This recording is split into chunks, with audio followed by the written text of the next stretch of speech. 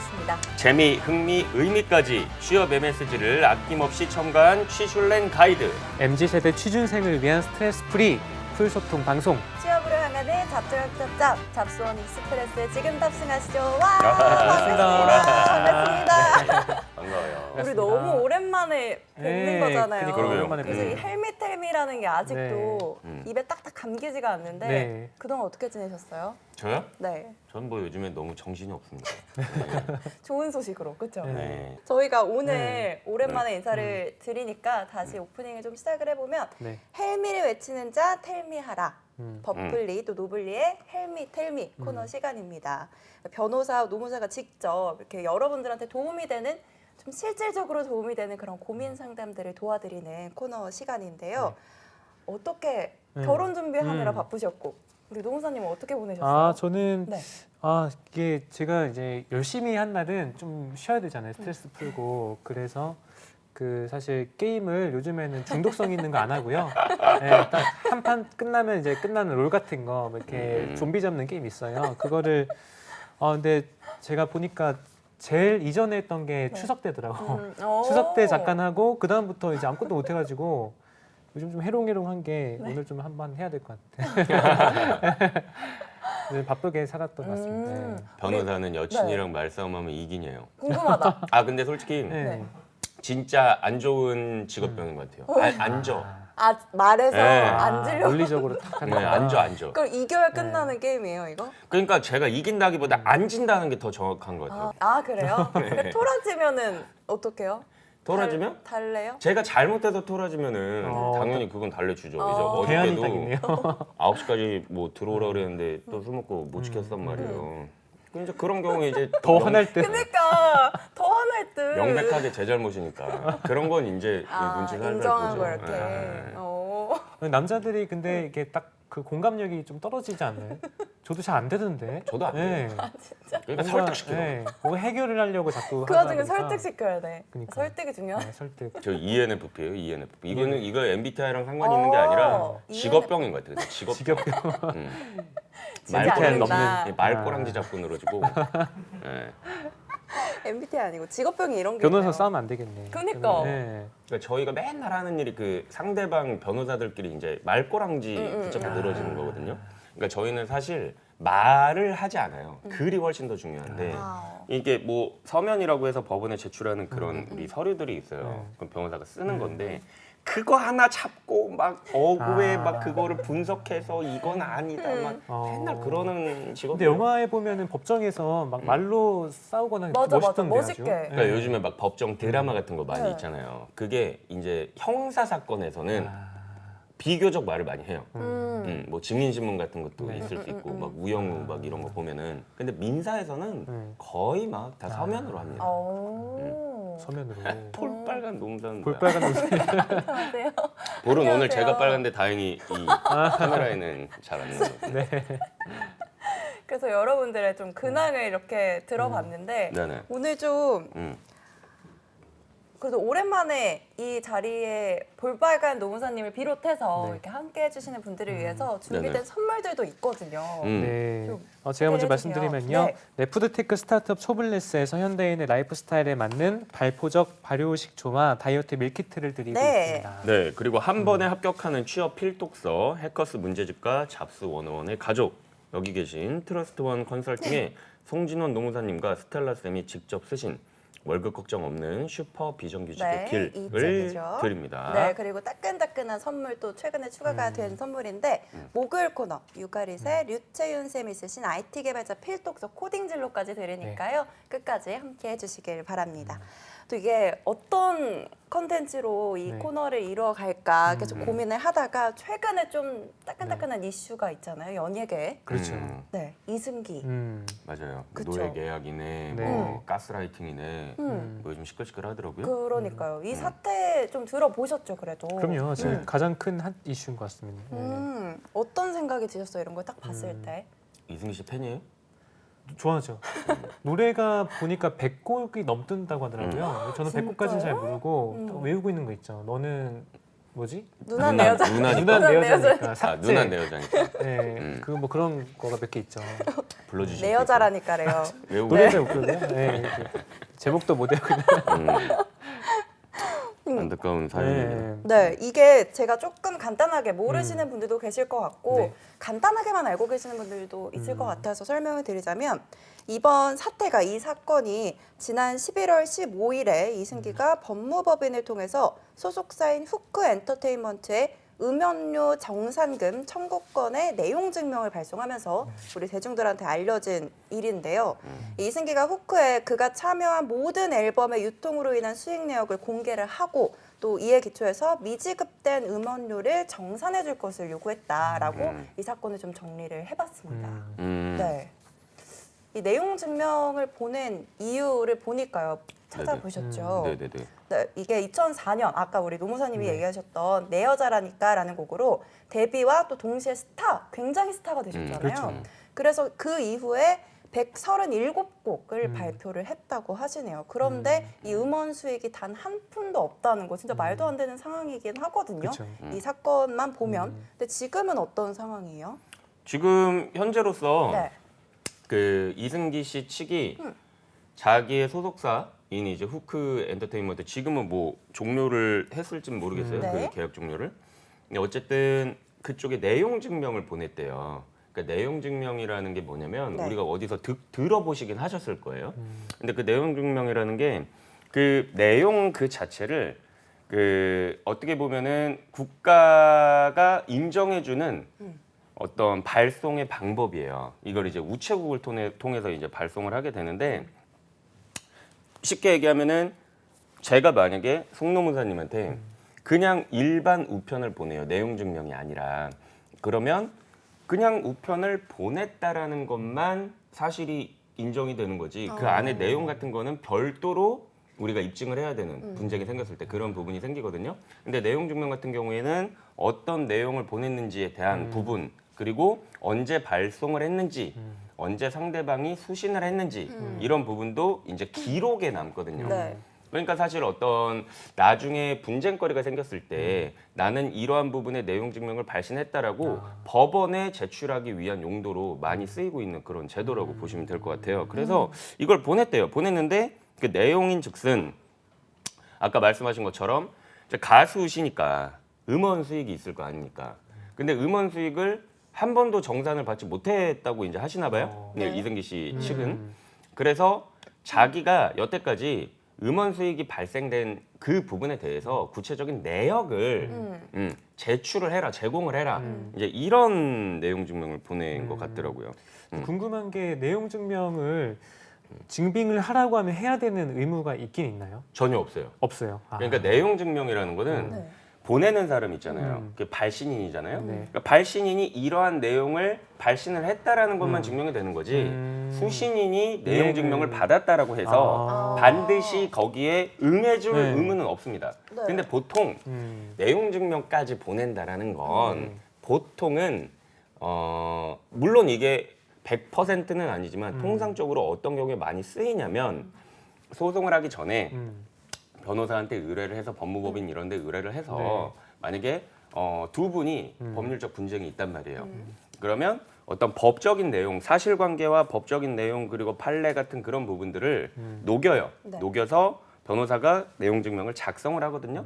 그래서 당신은 이런 법리에 근거해서 이러한 뭐 귀책 사유가 있으니 언제까지 시정을 하지 않으면 나는 소송으로 갈 것이다. 뭐 이제 이런 의미의 경고장 같은 거라고 보시면 되세요. 네. 그러니까 내용 증명의 의미가 꼭 그런 데 쓰여야만 한다 이건 아닌데 그런 식으로 많이 쓰인다고 보시면 될 것 같아요. 그러니까 이게 되게 좀 답답한 분야가 네. 저도 그 노동법을 보다 보면 우리 임금명세서가 작년에 도입이 된 거잖아요. 그러니까 이제 맞아요. 우리가 월급을 원래 주면 그 거기에서 자대보험을 떼고 나서 이제 실제 세후 금액을 주는데 거기에 대해서 우리가 편의점에서 껌만 사더라도 영수증을 주잖아요. 근데 이제 그거에 대해서 법적으로 임금이 얼마가 공제되는지를 명확하게 주라는 그 의무사항이 없었어요. 예전에는 없었죠. 네, 그 노동법은 또 안 돼 있는데 아마 이런 이제 소위 민법상의 계약이라든지 이런 것들은 더 아마 그 이승기 부분이 요청을 하더라도 안 들어줘도 된다는 것은 법에 좀 허점이 있다고 봐야 되지 않을까 싶기도 해요.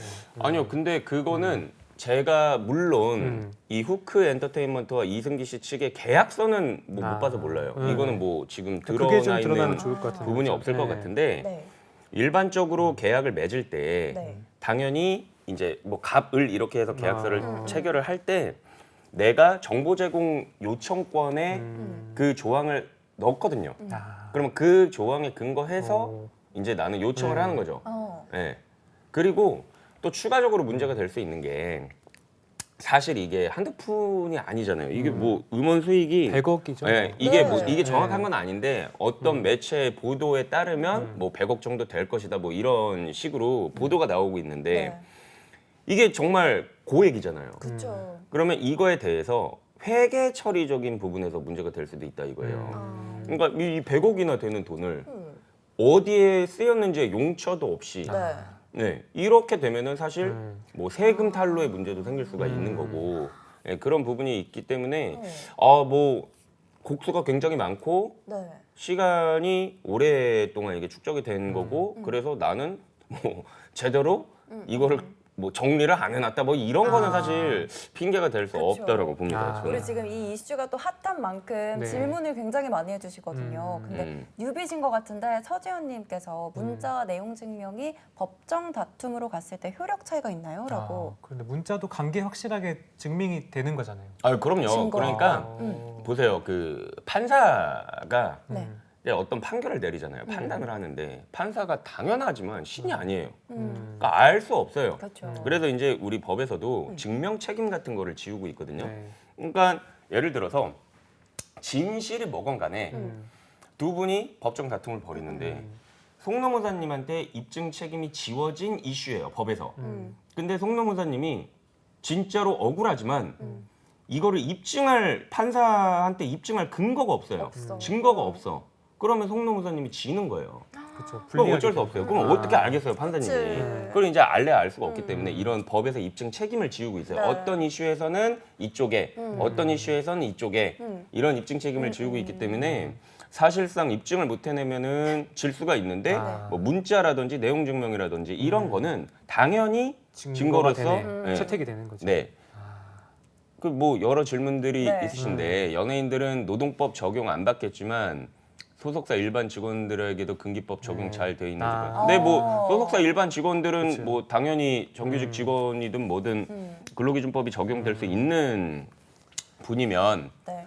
적용이 될 것이고 항상 이런 연예계 이슈가 터질 때마다 이런 얘기가 되게 많은데 유명한 연예인한테도 저렇게 할 정도면 그쵸. 일반 내부 직원들 직원들한테는 관리는. 얼마나 심하게 할 거냐. 지금 이 나중에 살펴보겠지만 네. 법인카드 유용 관련해서도 지금 내부 직원이 내부적으로 접수한 걸로 알아요. 아 그래요? 네. 그러니까 이 내부 고발이 나왔구나. 그렇죠, 그렇죠. 그러니까 이게 지금 어떻게 보면 이승기 네. 사건은 이 하나의 회사의 지금 이슈의 도화선 역할을 했을 뿐이지 네. 계속 지금 이 나오고 있어요. 수상한 부분이 지금 나오고 있는 부분이죠.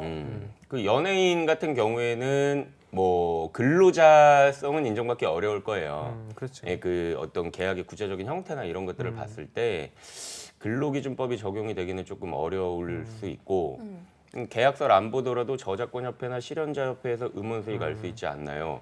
그것까지는 제가 확인을 해봐야 될 것 저 같아요. 확인해 보니까 저게 음원 수익은 알 수 있는데 네. 구체적으로 그래서 뭐 비용이라든지 이런 게 엔터테인먼트사에서 있을 거잖아요. 네네. 그러니까 비용이 만약에 많이 나가서 정산할 게 아무도 없으면은 정산할 게 없는 게 맞는데 근데 네. 비용에 대해서 지금 증빙이 안 됐으니까 그거를 좀 후크해서 현재 어떻게 대응하고 있는지는 아직까지 업데이트된 게 없는 것 같아요. 그러니까 이게 지금 기사에 따르면 예를 들어서 지금 노무사님 말씀하신 것처럼 음원 수익을 만약에 이승기 씨 측에서 알 수 있는 방법이 있어요. 그렇죠. 있는데 정사는 또 다른 문제. 네. 맞아요. 그러니까 후크 엔터테인먼트와 그러니까 소속사와 이승기 씨 측이 음원 수익에 관해서 뭐 예를 드는 겁니다. 뭐 5대 5로 수익 배분을 한다. 네. 이런 어떤 계약 조항이 있을 거란 말이에요.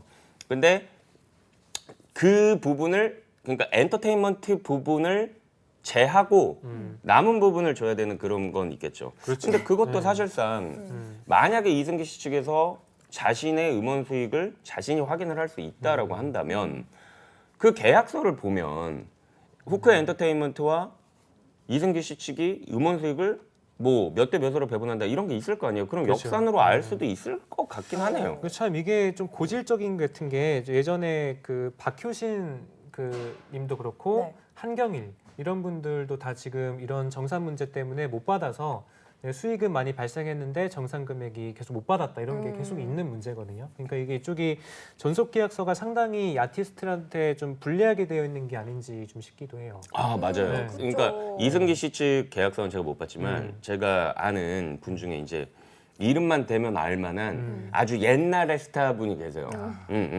뭐 김건모, 신승훈 이 시대 때 이제 슈퍼스타 분이셨는데 그분도 음원 수익을 하나도 받지 못했다는 거예요. 야 어떻게 어떻게 계약이 돼 그러지? 그러겠지? 그러니까 그거는 계약서가 음. 정말 제가 봤을 때 불공정 조항들이 들어갔을 가능성이 높죠. 네. 보니까 근데 이게 이승기 이 대표님이라 해야 되나? 이승기님이 그 시상식이라든지 이럴 때 이 네. 지금 문제가 된 후크 엔터테인먼트의 대표님 성함을 많이 얘기했대요. 또 이게 예전에는 또 많이 도움을 받는 관계였다고 하더라고요. 네. 또 이분께서 이 엔터테인먼트 산업에 상당히 마당발이라고 해요. 그래서 굉장히 연결을 많이 큰데더라고요. 해주기도 하고. 그래서 아마 또 처음에는 그런 관계였는데 지금은 또 그게 너무 심하죠. 100억이나 지금 정산이 안 됐으니까. 그쵸. 그래서 문제가 발생을 한 것 같아요. 그러니까 녹취록도 뭐 문제가 되는 그 어떻게 나오게 되면 녹취록을 매니저가- 외부에 공개하면 안 되는 거 아니에요? 그거에 대해서도 네. 제가 말씀을 좀 드리면 일단은 대화자 간의 네. 비밀 녹취는 합법이에요. 아, 대화자 간의 비밀 노트. 아, 진짜요? 그러니까 제가 네. 만약에 합법이에요. 우리 송명무사, 둘이, 네. 송명무사님이랑 대화를 하고 있는 대화의 당사자잖아요. 네. 근데 이 경우에 제가 반드시 송명무사님한테 저 당신의 말을 녹음할 겁니다라고 안 해도 된다라는 거예요. 아. 근데 아이폰은 왜 없죠? 맞아. 맞아. 아, 그래서 없어. 그래서 저는 갤럭시를 쓰는데 저도 갤럭시. 갤럭시의 통화 녹음 기능이 그 이유예요. 아. 그러니까 대화자간이잖아요. 그러니까. 네. 대화자간이니까 누르면 되잖아. 맞아. 대화자간이니까는 통화 녹음이 가능한 거예요. 근데 음. 대화자가 아니라 다른 사람이 녹음하는 건 안 돼요. 아. 그거는 이제 불법 도청, 감청 같은 게 될 수 있기 때문에 네. 그건 안 되죠. 그러니까 대화를 하는 사람들이 아닌 경우에는 문제가 될 수 있어요. 아. 그래서 만약에 우리가 어떤 막 비밀 얘기를 하고 있어요. 네. 근데 저기 PD님이 어디에 숨어가지고 녹음했어. 녹음을 하고 있는 거예요. 그래서 그거를 뭐 어디다 뭐 나중에 법원에 제출을 했어요. 아. 그러면 이건 효력이 위법하게 수집된 증거라고 주장을 할 수가 증거로 있어요. 활용할 수 있나요? 근데 사실 이게 네. 형사법정과 민사법정 혹은 가사랑 좀 다른 게 네.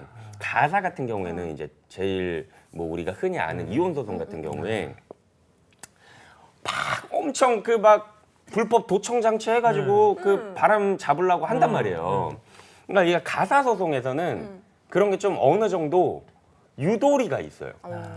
근데 형사 사건에서는 범죄 증명을 굉장히 이거를 뚜렷하게 해야 되는 부분이 있기 때문에 철저하게 해야 되는 부분이 있기 때문에 이건 위법하게 수집된 증거니까 증거로서의 안할 효력을 수도 있다. 버린다 이렇게 할 수가 있어요. 근데 근본에 그러면 되게 이 어떻게 보면은 제일 이게 일파만파 퍼진 게 이승기 매니저하고 그 후크 대표님하고 서로 통하면서 막 욕설이 엄청 오갔거든요. 그게 전 국민이 다 알게 된 거잖아요. 근데 그거는 누가 됐던지 누가 퍼뜨린 거잖아요. 거기에 따른 법적 책임 또 있겠네요, 이게. 이게 네. 명예훼손 같은 게 될 수가 있어요. 명예훼손이나 명예훼손으로. 뭐 모욕이나 네. 이제 이런 게 될 수가 있는데 뭐 쉽게 얘기해서 그 녹취록 상에서 제가 뭐 녹취록을 다 들어보진 녹취록이라고 하면 안 돼요. 엄청 녹취 파일인데 녹취 이제 파일. 아. 녹취 파일을 뭐 제가 다 들어보지는 못했습니다만 뭐 예를 들어서 그 후크 대표라는 분이 그 매니저인 것 같아요. 매니저한테 막 고성을 지르고 막 그런 거는 경우에 따라서 협박자가 될 수가 있어요. 뭐 쉽게 얘기하면 그 후크 대표가 이 매니저한테 얘기한 대화의 대상이 네. 자기가 아니라 그러니까 매니저가 아니라 이승기 씨여도 이거는 협박자가 될 수가 있어요. 그러니까 쉽게 얘기하면 제가 이건 그냥 예예요 예. 송명무사님한테 상처받게 송명무사님한테 마음이 여리기 때문에 A 씨한테 니네 엄마 죽여버린다라고 하는 건 이 사람을 죽여버린다고 한 게 아님에도 불구하고 아니지만, 이 사람에 대한 협박이 될 수가 있단 아, 말이에요. 그렇죠. 네, 그래서 그런 경우에 협박이 될 수가 있고 그리고 이제 이거를 유포한 자한테는 또 이제 유포가 문제가 될 수가 있어요. 있겠네요. 네, 지금. 유포를 한 그 매니저가 예를 들어서 그 대표의 명예를 훼손을 한 것이다라고 인정이 되면 이제 유포자가 문제가 될 수가 있는데 사실 대표자의 명예를 훼손할 만한 그런 건 없었다고 보여져요. 그냥 대표의 말을 그냥 녹음을 한 거고 그 대화의 내용을 들어봤을 때 그냥 그 매니저는 이제 대답을 하더라고요. 그러면 그렇죠. 그 부분에서는 뭐 명예훼손 같은 부분은 없을 것 같고 오히려 이승기 씨에 대한 명예훼손이 있을 수는 있어요. 와. 그 제일 큰 건 어쨌든 이 100억이라는 돈이 이것도 지금 5년치 음원 정산이 안 이뤄진 걸 빼고 100억 정도가 지금 된다고 하니까 그게 그 되게 인기가 많았을 시절의 것들을 5년을 포함하면 네. 100억이 넘을 거라고 지금 예상하고 있다고 하는데 네. 근데 이게 아무리 뭐 비용이 많다고 하더라도 이게 정산이 전혀 이루어지지 않은 것들은 위법할 수 있고 네. 또 이게 또 개인 대표님이 법인카드를 오남용한 걸로도 지금 이어져서 보고 있더라고요. 그래서 네. 일파만파 되는 게 뭐 그런 네. 부분인 것 같습니다. 일단은 네. 뭐 100억 이상인데 이건 뭐 어쨌든 보도지만 뭐 정확히 뭐 수사기관이 밝혀내거나 그렇죠. 이제 그런 건 아닌데요. 어쨌든 이게 문제가 될 수 있어요. 형사적으로도.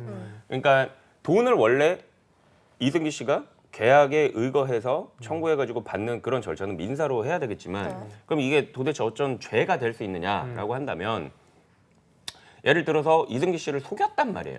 후크 측에서 이승기 씨를 속이고 그러니까 알고 봤더니 후크 측에서 당신은 음원 수익이 한 개도 난 게 없어. 뭐 보도에 따르면 뭐 너는 뭐 너희 팬들이 뭐 음반을 안 사. 뭐 그렇다고 했단 말이에요. 근데 이게 알고 보니까 후크 측은 그게 아닌 거 알면서도 속였다라는 게 요번에 막 압수수색도 있었다고 하는데 증거로서 이제 검찰이 그거를 밝혀낸다면 이거는 이승기 씨에 대한 사기죄가 될 수가 있어요.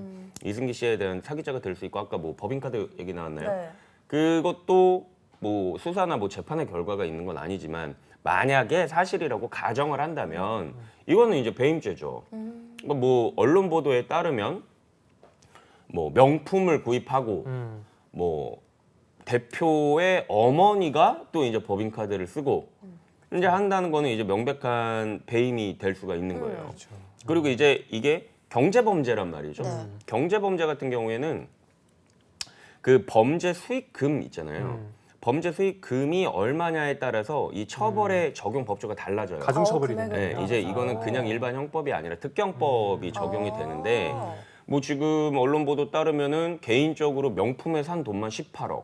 그렇죠. 그리고 뭐 이승기 씨 뭐 100억이네 뭐네 얘기가 나오고 네. 있잖아요. 이러면 이제 특경법이라고 해서 이제 특별법이 적용이 돼서 더 이렇게 처벌이 가중이 될 수가 있어요. 예. 뭐 법인 카드를 사실 이렇게 대표한테도 지급을 하고 뭐 매니저한테도 지급하고 그리고 뭐 이승기 씨 본인한테도 지급을 하고 그럼 뭐 어쨌든 쓰라고 지급을 한 걸 거 아닙니까? 네네네.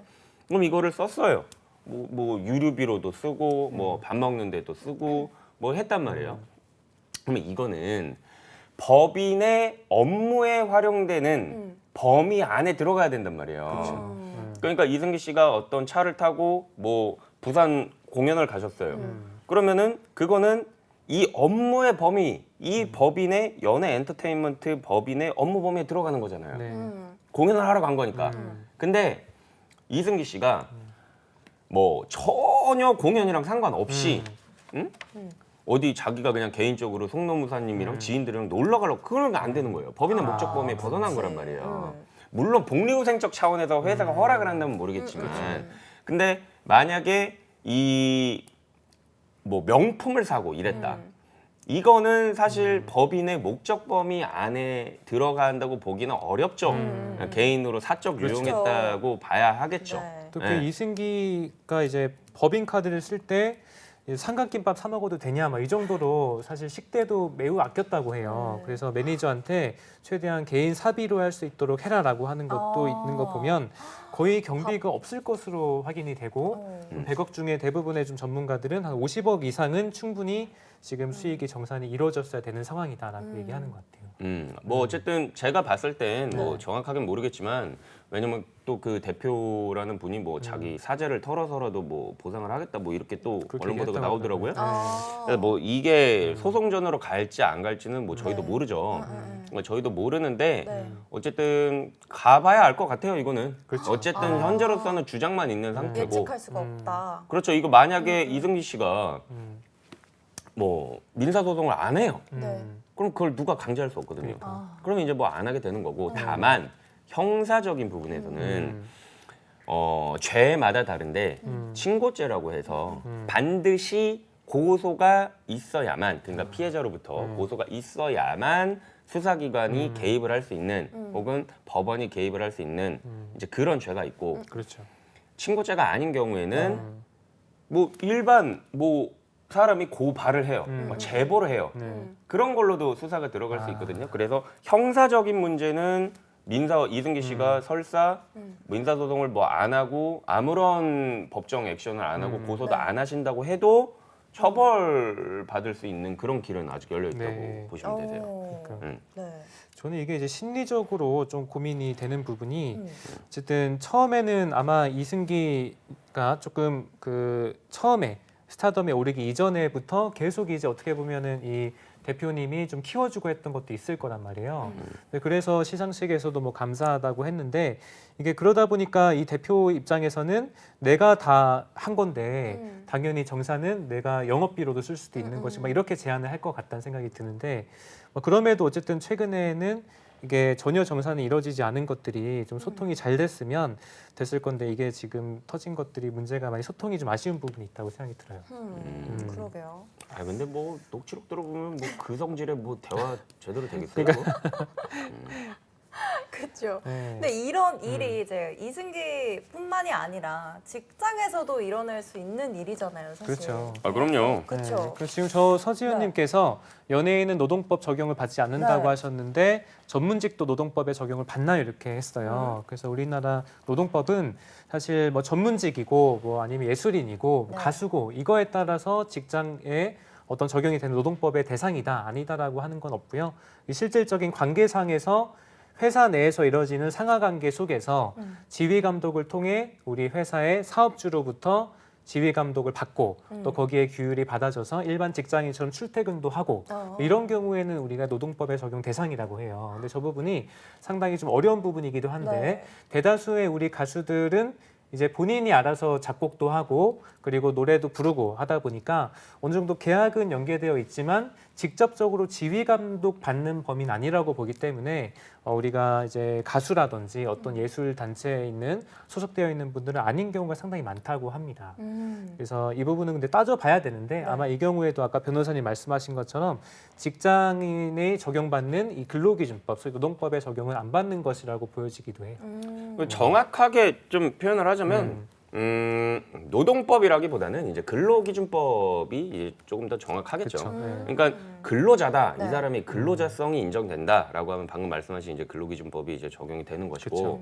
그렇지 않으면 뭐 각종 뭐 다른 법이 있습니다. 뭐 민법도 있고 뭐 상법도 있고 여타 적용이 되는 그런 어떤 법령이 달라지는 거겠죠. 우리가 이 헬멧 일화였던 것 같은데 그때 이제 프리랜서가 일을 했을 때 돈을 못 받을 경우 막 이러면서 그쵸. 네. 이 근로기준법 이런 거에 대해서 간단하게 다루긴 했었거든요. 그렇죠. 근데 일반 직장에서 내가 일한 거에 대한 대가를 받지 못할 때 네네네. 어떻게 해야 돼요?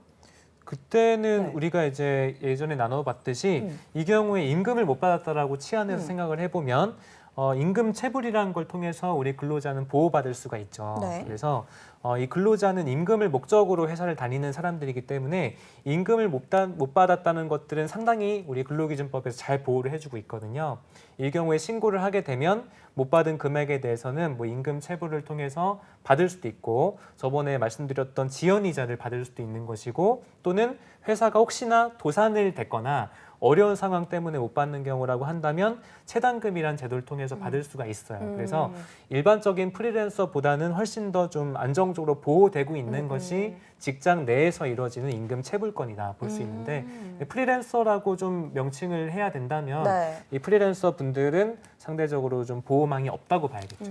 그러니까 왜 노무사님이 이제 보호망이라는 표현을 쓰셨냐면 이제 근로자들 같은 경우에는 아까 말씀드린 그 근로기준법에 적용을 받는 근로자들 같은 경우에는 이제 노동청이라는 행정기관에 갈 수가 있어요. 행정기관. 내 임금이 지금 체불됐다. 응? 그러니까 이 행정기관은 법원보다는 훨씬 더 간이하고 그리고 비용도 적게 들어간단 말이에요. 효율적인 집행. 그래서 사실상 임금을 내가 못 받았다라고 하면 근로자 측에서는 두 가지 선택권이 있어요.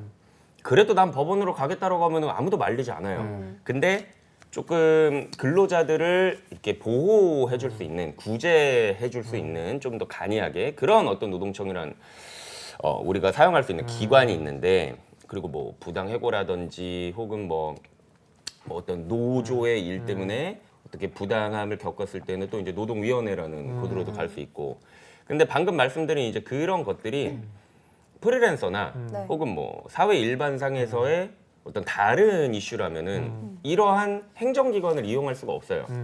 예, 무조건 법원으로 가야 됩니다. 그렇죠. 법원은 법원으로 가면 이제 사실상의 고비용이 지출이 될 그쵸. 수도 있고 일단 시간이 오래 걸려요. 그러니까 네. 2년 정도 걸리는 거 네, 아니에요? 뭐 2년은 봐야 돼요. 와, 2년이면 1년 반, 2년 뭐 길면 3년 그리고 또 항소하면은 뭐 너무 늘어날 수가 있기 때문에 사실상은 노동청이나 노동위원회를 통해서 구제받는 게 좀 더 간이하다고 볼 수가 있죠. 그래서 그 기간이 너무 오래 걸리기도 하고 비용도 많이 들고 시간도 많이 드니까 네, 그렇죠. 주위에서 그냥 포기하는 경우도 진짜 많이 봤거든요. 사실 배보다 배꼽이 더 크면 그럴 수도 있죠. 그쵸. 뭐 대한민국에서 뭐 변호사를 선임하는 것도 고비용의 서비스고. 한데 저는 내가 궁금한 게 이승기 이제 가수님이 만약에 나는 이 대표님이 시키는 대로 했고 이 대표님이 하라는 거 했고, 예를 들어서 이따 보겠지만 뭐 새벽에 여기 와서 노래해라고 하면 노래도 했어요.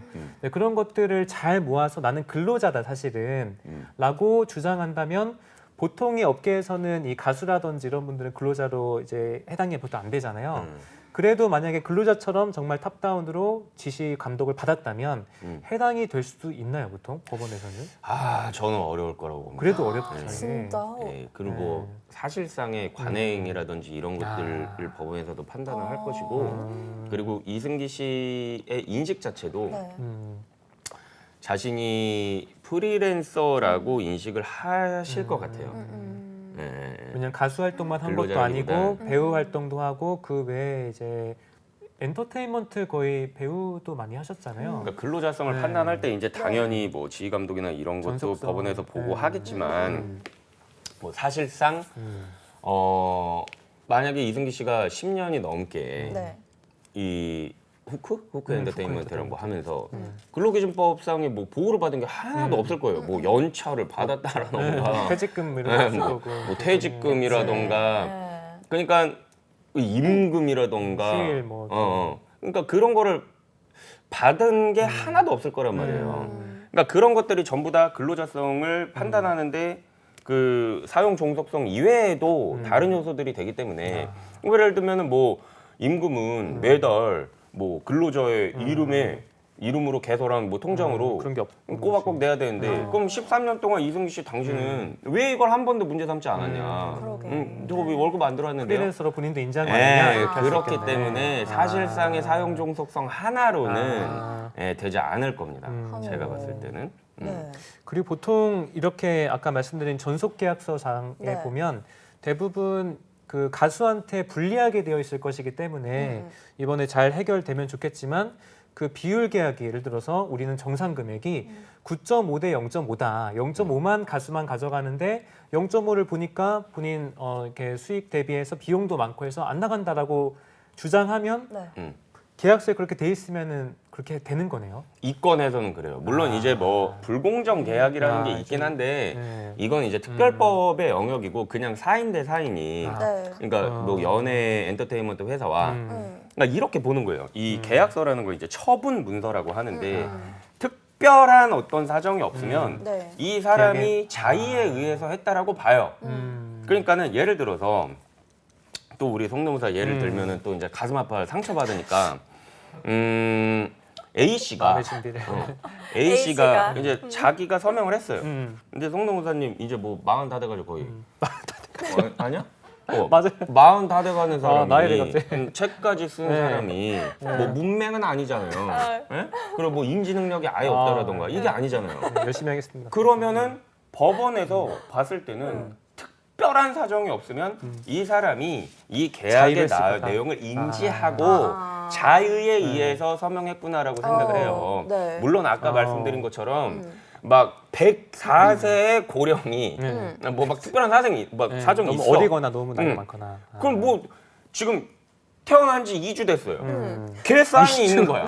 2주. 그러면 이거는 법원이 그렇게. 특별한 사정으로 아, 보겠죠. 그쵸, 그리고 그쵸. 저기 아프리카 오지 네. 똥지에서 단 한 번도 문무를 겪어보지 못한 사람이 뭐가 있어. 막 이 글씨도 모르는데. 지문이 있어. 그럼 사실 그거는 그치. 그 사람이 이걸 이해할 수 있겠습니까? 그쵸, 그쵸. 그리고 혹은 아, 이 사람이 지장이 있었는데 칼을 들이대고 있었던 거예요. 그 당시의 사정상. 그럼 이거 안 찍으면 나 죽는데 이제 그러한 그러니까, 특별한 그 정도 사정이 아니면? 있으면 모르겠지만 아. 이승기 씨가 예를 들어서 좀 이렇게 자신한테 불리한 계약을 했다라고 해서 이거를 법원에서 계약의 효력을 부인하지는 않을 거예요. 아. 그래서 법원이 조금 아까 말씀하신 그런 부분들은 감안을 잘하면서 예를 들어 갑을 관계가 상당히 만연하잖아요 프리랜서 시장에. 네, 네. 근데 그런 것들을 너무 예전 관리에 따라서 이 직업은 몇십 년 동안 프리랜서의 시장이니까 프리랜서일 거야라고 하는 것들이 조금 저는 실망이에요 사실은. 그러니까 네. 사실 이거예요. 법원에서는 야 누가 하래? 아 진짜? 그거는 감수성이 왜 없는 거지? 아까 전에 그렇게 어린 사람은 봐주고 나이가 많은 사람은 봐주는데 아니, 그러니까 봐주는 거 네. 100%가 아니라 그걸 이제 변호사가 입증을 해야죠. 얘는 그때 당시에 생후 2주 된 애기였다. 변호사가 진짜 중요한 역할을 해야 되는 그러니까. 거예요. 그러니까 사실 근데 법은 감정만으로 할 수는 없어요. 그쵸. 예, 판단은 이제 감정만으로 할 수는 없기 때문에 뭐 어쩔 수 없는 부분이 또 있습니다. 그래서 뭐 그럴 수 있어요. 사실 계약이라는 건 네. 다 계약마다 그 계약이 처한 상황이 달라요. 그렇죠. 뭐 예를 들면 뭐 연예 업계 종사자라고 해서 연예 속칭 연예인이라고 해서 무조건 다 그러면 의리냐 그것도 아닐 거예요. 뭐 예를 들어서 정말 초특급 슈퍼스타야. 그런 경우는 또 슈퍼스타면 가려질 수도 당연히 있겠네. 그 사람이 가진 어떤 영향력이 계약 체결 상대방보다 더 클 수도 있는 거고 나 뭐 이 조항 뭐 예를 들면 나를 치를 줘라고 하면 그것도 자기들 의사에 따라서 마음대로 가는 거지. 서로 간의 의사다. 예, 그거는 뭐 무조건 연예인이라고 의리다 그것도 아닐 겁니다. 예, 근데 이제 보통 이런 건 있을 수 있겠죠. 사실상 뭐 아주 어린 나이에 데뷔를 했어요. 어린 나이에 데뷔를 했고 이 사람은 사실 이런 계약서에 대해서 잘 알지 못할 가능성이 있죠. 그렇죠. 근데 이제 회사의 입장에서는 보통 계약서도 회사가 만들어 놓고 그쵸. 그렇기 때문에 아무래도 이 계약서에 대해서 더 빠삭하게 알 거란 말이에요. 그러니까 좀 불공정 조항 같은 거를 넣어놓고 아무것도 모르는 사람한테 이렇게 할 수는 있겠죠. 그렇지만 그게 법원에서 나는 몰랐는데요? 라고 하기는 그게 인정되기 쉽진 않아요. 왜 그러냐면 그러면 하다못해 강성진 변호사한테 가가지고 컴퓨터 한번 받아보지 그랬냐. 아. 이건 뭐 너가 안 한 거 아니냐. 뭐 이렇게 될 가능성이 높습니다. 사실상. 네. 근데 이 사건에서 또 이슈가 됐던 것 중 하나가 또 네. 가스라이팅이거든요. 그렇죠. 넌 마이너스 가수야. 네, 넌 마이너스 가스야. 뭐 이러면서 주눅을 들게 했다. 네네. 이런 얘기가 있었어요. 그래서 18년 동안 이 수익에 대한 요구를 정확하게 하지 못한 거 아니냐라는 얘기도 있거든요. 어떻게 생각하세요? 이 사실 부분은? 이건 뭐 감수성이 저보다 한 200배 뛰어나신 송농사님이 이제 감성적인 부분에서 말씀을 해주시고 네. 가스라이팅 죄라는 건 없어요. 아, 그러니까 가스라이팅이 네. 너무 그- 주관적인 건가? 예, 뭐 어떻게 보면은 그냥 사회에서 통용되는 그런 단어이지 네. 뭐 어떤 특정한 개념을 가지고 있는 어. 이제 막 가스라이팅 죄 뭐 이런 건 없단 말이에요. 근데 이제 가스라이팅이 쉽게 얘기하면 그거잖아요. 야금야금 잠식해가지고 통제하는 거 아니에요. 야금야금. 그렇죠. 이 사람이 막 인식하지 못하는 막 어떤 부지불식간에 뭐 내가 언제 정신 차려 보니까는 이 사람 말대로 하고 있고 남들이 아무리 너 정신 차려 이 여자야라고 해도 이 여자. 내가 뭘 짠살. 그치. 내가, 막 당한 거지 뭐. 그런 경우 이제 어. 가스라이팅이라고 보통 네. 이제 표현을 하잖아요. 가스라이팅 죄는 없지만 만약에 가스라이팅의 과정에서 뭐 강요가 있었다라던가 음. 혹은 뭐 금품을 이제 받아내서 이제 뭐 네. 그게 공갈죄가 된다라던가 혹은 뭐 이 방식이 스토킹 처벌법에서 규정하고 있는 스토킹 행위다라고 하면 이제 그런 구체적인 가스라이팅 행위의 사안 중에서 네. 이 범죄에 해당하는 부분이 있다라고 네. 하면 이제 그 범죄로 처벌이 될 수는 있겠죠. 네. 혹시 그럼 네. 가스라이팅 두 분은 당한 적 있으세요? 가스라이팅? 제가 당하겠습니까 그런 거? 그래서 제가 이쪽을 바라보고 그러니까 저만 보고 이게 아마 그 매너를 좀 있으셔가지고 네. 딱 이렇게 저한테 물어본 척 하는데 저한테 제가 있으세요? 바로 있으세요? 물어보셔가지고 저는 뭐 많은 것 같습니다. 진짜요? 네, 뭐 저번에 말씀드린 가슴 아픈 제게 그 MP3 잊어버린 사건도 있었고 게임도 사실 제가 이제 리니지를 오래 해서 그렇지 잘 못해요. 팀플레이 하면은 손이 좀 느려가지고 제가 먼저 죽거든요. 그러면 막 애들이 욕을 엄청 하고 뭐 이렇게 전 당하는데 익숙합니다. 근데 진짜. 네. 익숙하기 때문에 또 더 이렇게 열심히 잘 변호해 주는 게 있죠, 사실은. 네. 경험을 해봤으니까. 네, 뭐 이렇게 이건 진짜 중요한 네. 부분인 것 같아요. 오. 사실 이제 네. 송노무사님 같은 경우에는 뭐 노무사이시기도 하지만 이런 네. 컨설팅을 하시잖아요. 네네. 이게 사실 공감이 있는 상태에서의 컨설팅과 저같이 공감을 하나도 못하면서 그냥 법적으로만 그냥 아니 하는 그 심리 치료사 아니에요, 심리 치료사? 아니 그러니까 제가 네, 1급 심리 네, 치료예요. 심리 네. 1급이 있는데 일급이에요. 왜 어떻게 땄는지 저는 아세요? 네. 어떻게 하지? 제가 원래 공감 제로였어요. 제로. 그러니까 저는 워낙 제 주관이 뚜렷해가지고 제 세계에서 저 혼자 사는 사람이에요. 공감령? 그래서 이제 타인에 대한 공감은 이제 0이에요. 그리고 무조건 제가 그렇다고 해서 막 뭐라고 해야 되지? 나 혼자 은둔하는 막 그런 사람이 아니라 그러니까 제 주관이 좀 뚜렷한 편이었어요. 저는. 그래서 저 같은 경우에는 사실상 마음이 아파본 적이 없었어요. 오. 타인으로 인해서 어. 거의 없었어요. 제 기억에는 뭐 딱히 없어. 막 성노무사님은 막 사연 나오잖아요. 막 MP3를 막 누가 눈물. 나한테 막 뭐 뺏어가가지고 야, 리니지 막 이런 게 있잖아요. 리니지. 근데 저는 이제 그런 경험은 딱히 해본 적이 어. 크게 기억은 안 나요. 근데 한 번 여자친구가 바람 난 거야. 그래가지고 바람 났는데 바람, 환승, 잠적 야, 이 삼상풍보를 한 번에 당했어. 한 여자한테. 그때가 이제 변호사 시험 수험생이었어요. 아이고. 네. 너무 제가 그때 받았던 충격이. 충격이 커가지고 네. 누군가 저한테 야 성진아 너는 40년간 살면서 어떤 일이 가장 마음 아팠니? 막 가장 힘들은 일이라고 한다면 저는 막 뭐 노무사 막 뭐 그 100kg 머리 빡빡 공부했을 때 아니야. 막 변호사 시험 막 뭐 아니야. 뭐예요? 막 뭐 인도에서 그때요? 막 살았을 때 아니야. 그때야. 아. 너무 힘든 거예요 마음이. 야. 근데 그게 거의 35살 때인가 그랬거든요. 근데 제 자신이 너무 신기한 거예요. 어떻게 아플 수가 있지? 마음이? 너무 신기한 거예요. 내 자신이 그때부터 궁금했어요. 심리학 그 교양 서적을 한 제가 200권을 봤어요. 야, 그렇군요. 제가 원래 사람 만나는 거 엄청 좋아하거든요. 신기해서? 그건 신기해서 네. 하신 것도. 내 마음이 아픈 게 신기해서. 근데 진짜 마음 아파. 막 침대에서 혼자 막 마음 아파하는 거야.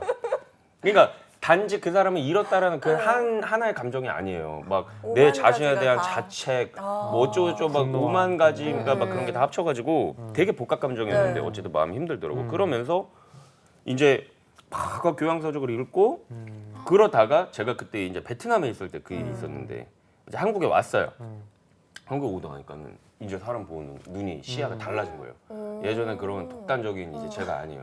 그러니까 막 뭐를 크게 깨달았냐면 사람의 마음이 아플 수 있구나.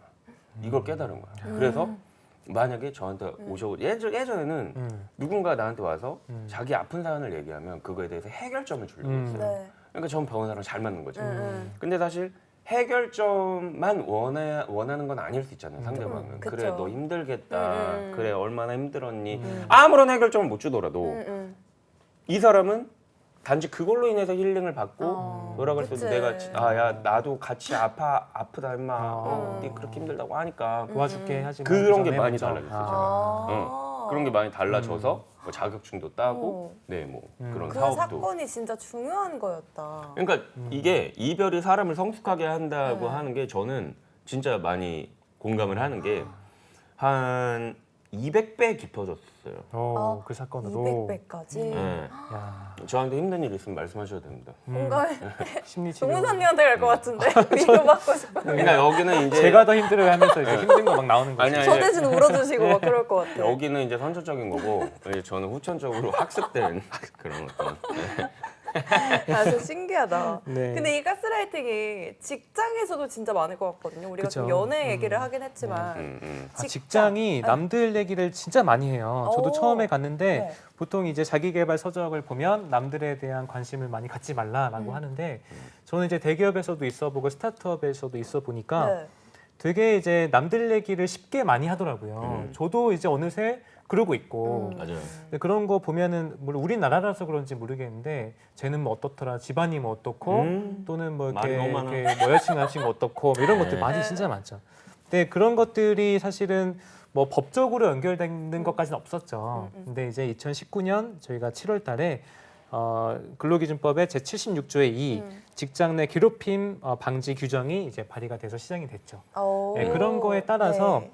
그냥 이제 뭐 가스라이팅 정도가 아니고 그냥 남의 얘기를 하는 것 정도는 뭐 이렇게 걸리진 않지만 직장에서 이 업무상 범위를 넘어서 정신적으로 좀 피해를 준다면 네. 이는 직장 내 괴롭힘에 해당을 하고 그러면 이제 근로기준법에 따라서 어느 규율을 받게 되는 거죠. 이게 뭐 징계 같은 게 있을 수 있어요. 네, 있을 수 있죠. 징계 같은 게 있을 수 있고 네. 저도 이제 뭐 대기업에 다녔었는데 네. 그렇죠. 도저히 안 맞아갖고 6개월 만에 때려친 어떤 뭐 아주 네. 국내에서 엄청 큰 대기업이었어요. 네. 가면은 뭐가 안 맞으셨어요?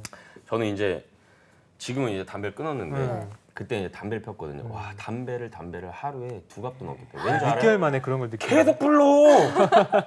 계속 불러. 그럼 불러갖고 가스라이팅 엄청 하는 거예요. 아, 네. 진짜로? 가스라이팅을 대놓고 그러니까 뭐 윗사람이 계속 부르니까 아. 그리고 그 진짜 이 집단 자체가 뒷말이 너무 많아. 많을 엄청 수밖에 많아요. 없고 또 네. 그러니까 맨날 이렇게 부대끼면서 이제 네. 하니까 그러니까. 우리는 지금 셋 다 뭐 어떤 대기업에 뭐 소속된 뭐 이제 그런 건 아니다 보니까 그쵸. 그런 걸 잘 모르실 수도 있겠지만 물론 그리고 제가 모든 대기업을 다 겪지는 않아서 그리고 저 때랑 지금 또 많이 달라졌을 수도 있고 네. 아니 그때는 아직도 기억나 진짜 나는 출근을 담배 피러 가는구나 그 정도로. 계속 불러내 계속 아. 그냥 이렇게 책상에 이렇게 있거든요 그럼 이렇게 눈이 마주쳐요 이렇게 일하다가 보면 와봐. 뭐 상사 부르는데 뭐 어떻게 안 어. 가? 아직도. 폐가 찢어질 것 같더라고 나중에. 아. 그래서 이제 그런 것들이 좀 안 맞고 했었어요. 그러니까 지금은 그런 걸 직장 내 괴롭힘을 당하고 있다라고 네, 신고할 할 수도 수 있죠. 있겠죠. 얘기할 수 네. 있다. 그럼 이제 사업주한테 뭐 아까 말씀드린 그런 가해자한테 어떤 뭐 징계를 해야 된다라든지 이제 이런 것들이 있을 수 있어요. 괴롭히지 말아라. 그리고 뭐 직장 내 괴롭힘으로 인해서 네. 사내에서 뭐 해결을 하거나 할 수도 있고 네. 또 그게 형사법적으로 문제가 된단 말이에요. 불러가지고 막 때려. 만약에 상사가. 코케인. 그러면 이제 그거는 민형사적으로도 이제 또 갈 수 있는 거예요. 근데 사실 가스라이팅을 당하는데 그거를 신고하기까지 네. 좀 많이 망설여질 것 같긴 좀 하거든요. 그게 좀 궁금한 게 우리는 사실 같은 MZ 세대지만 좀 갈려요 이렇게 M 세대, G 세대시죠. 사실 묶으면 안 돼. 네, 그러니까 우리가 이제 묻어 가야 되는 상황인데 M 세대까지는 사실은 이런 거를 뭐 신고한다는 걸 생각 많이 안 맞아요. 하거든. 그냥 참지 뭐 이렇게 내가 네. 신고하면 괜히 우리 회사에 뭐 불명예가 있을 수도 있고. 근데 사실 좀 G 세대들은 요즘에는 좀 이렇게 나의 억울한 거 당하면 주장 바로 이렇게. 신고를 하는 거죠. 근데 거기에 따라 우리는 사실 신고함에 따른 좀 부작용을 생각을 많이 하거든요. 근데 G 세대는 좀 어때요? 이렇게 바로 신고를 좀 하나요? 이것도 네. 저는 이제 나이로 굳이 분류를 아. 하면 그럴 수 있긴 한데 전 살짝 M 세대거든요. 생각하는 게.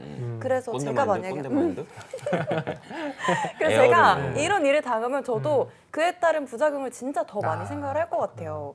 그래서 만약에 이렇게 당한다면 네. 어떻게 행동을 해야 될까 이런 걸 궁금해하시는 분들도 많이 계실 것 네, 같거든요. 그 직장 내 괴롭힘이 이제 발의된 지 시작된 지가 2년 이제 3년 됐는데 네. 사실은 이 처벌법도 좀 약하고 아. 네, 그리고 처벌을 바로 직접적으로 괴롭힘 당사자한테 하는 것이 아니고 네. 이거에 대한 적극적인 조치를 취하지 않은 사업주한테 하다 보니까 아. 되게 어떻게 보면 법 적용이 이렇게 직접적이지 않아요. 네, 근데 생각보다. 인사팀에서는 많은 신고가 들어오고 있다 보니까 처리는 많이 하는데 신고는 많이 안 되고 있고 그래서 좀 형식적으로 좀 이루어지고 있는 게 현실이고 네. 다행히 최근에는 그래서 2021년에 그러니까 법이 생긴 지 이제 2년 만에 만약에 직장 내 괴롭힘이 생기면 그게 사업주나 아니면 사업주의 사촌 이내 친족이 했을 경우는 바로 1,000만 원의 벌금을 이제 과태료를 때리는 게 생겼어요.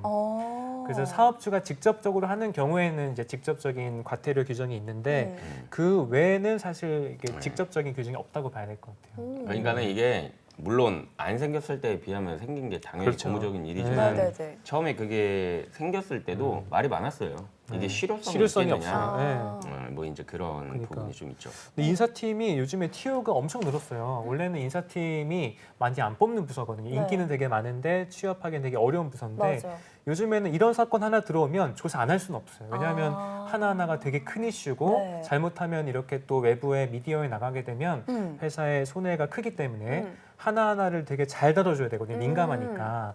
그렇다 보니까 인사팀이 할 일이 많아져서 네. 요즘엔 조직 문화 관리 이런 거에 대해서 많이 채용하고 있는데 근데 그 몇 년 전에 이 MZ 세대 관련해서 네. 가장 좀 고무적이었던 일이 현대자동차의 사무직 MZ 세대 노조가 생겼었어요. 그래서 그게 따라서 이제 뭐 삼성도 생긴다 이런 말들이 많았고, 근데 이제 최근에 보니까 이 현대자동차의 MZ 세대 노조 위원장이 MZ 세대인데 최근에 퇴사했더라고요.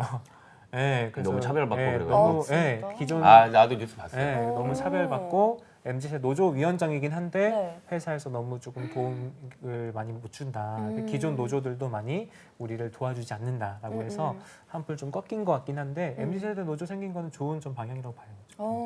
네.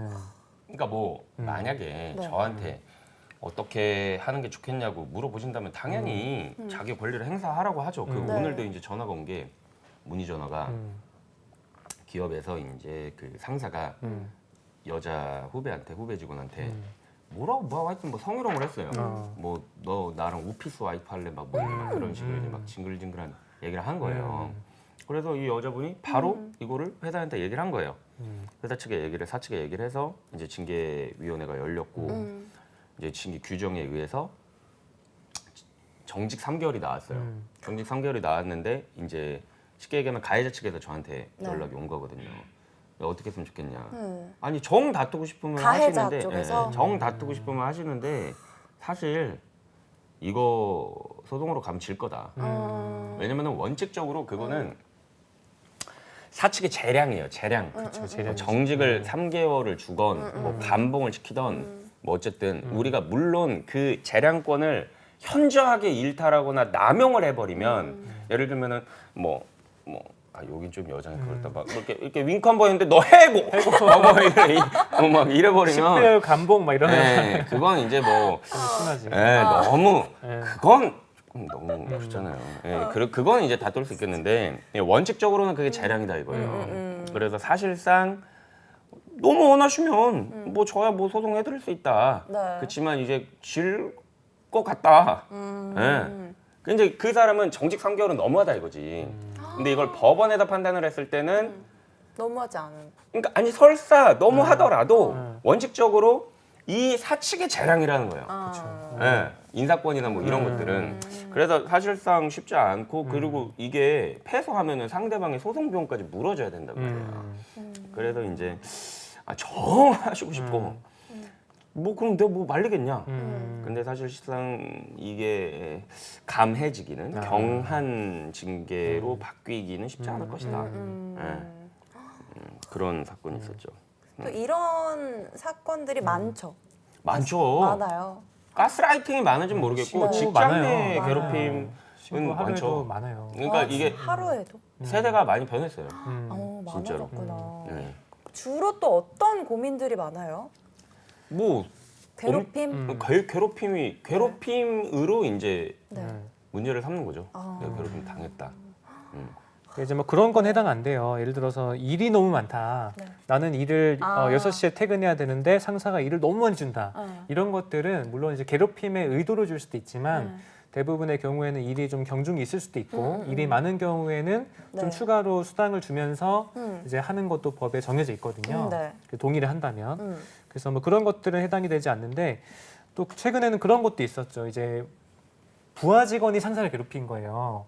부하 직원들이 학벌이 똑같았어요. 그 어디 대학을 출신이었는데 그 사람이 이제 어떤 뭐 전문대 출신의 팀장을 학벌 가지고 얘기하다가 이제 걸린 거예요. 그래서 괴롭히고 네. 의도적으로 팀장을 괴롭힌 거지. 네. 그런 것들도 물론 상사는 아니지만 부하 직원이 한 것들도 직장 내 괴롭힘에 해당할 수 있다는 판시도 있었고. 그럼요. 네.